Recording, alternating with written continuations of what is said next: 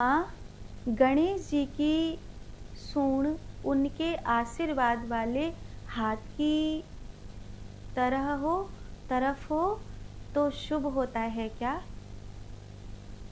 हाँ, शुभ होता है। गणेश जी की जो सूंड है वो ज़्यादातर जब ऐसे मूर्ति बनाते हैं तो वो उनके जो अ, अ, अ, लड्डू रखा है उल्टे हाथ में, उस तरफ उनकी सूंड का जो मुख है वो बनाते हैं। लेकिन अगर गणेश जी की जो सूंड है वो उनके आशीर्वाद देते हुए हाथ की ओर होती है तो उसे अत्यंत शुभ माना जाता है। कहते हैं ऐसे गणपति की पूजा ये बहुत बहुत शुभ होती है, आध्यात्मिक दृष्टि से शुभ होती है और पारंपरिक दृष्टि से शुभ होती है।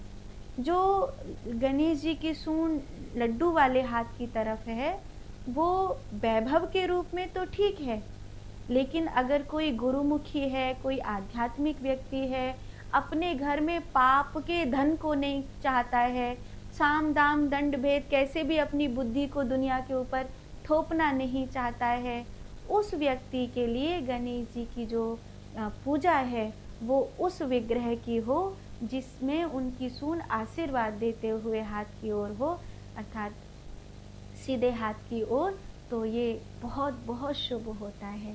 ये जब गणपति जी की सूंड पिंगला में दाहिने होती है तो वो सूर्य गुण को प्रबल करते हैं, अर्थात मनुष्य के आध्यात्म को प्रबल करते हैं।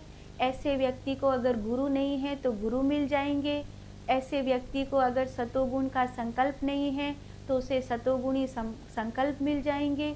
माने हमेशा उसके साथ ऐसा होगा कि जो एक साधक संकल्प कर करके नहीं कर पाता है वो उसकी जिंदगी में सहज होगा। जैसे ब्रह्म मुहूर्त में अपने आप आंख खुल जाती है जी हमारी, तो ये गणपति जी की कृपा से होता है, जिसका मूलाधार निश्चित रूप से ऊर्ध्वगामी ऊर्जा को कर चुका होगा, माने स्थिर हो चुका होगा।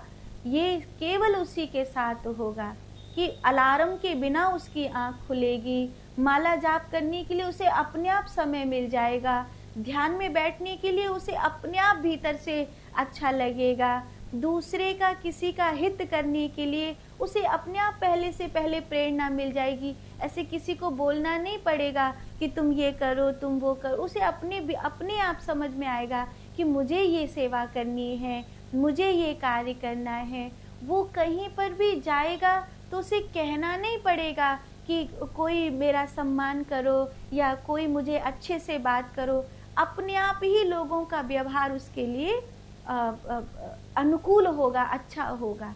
तो ये सतोगुणी पूजा का प्रभाव है जो गणपति बप्पा की तब होती है जब उनका जो विग्रह है वो पिंगला में, अर्थात उनकी जो सूंड है वो आशीर्वाद देते हुए भाव में होती है। तो ये आपने प्रश्न बहुत प्यारा पूछा है, ये इससे बहुत लोगों का समाधान होगा।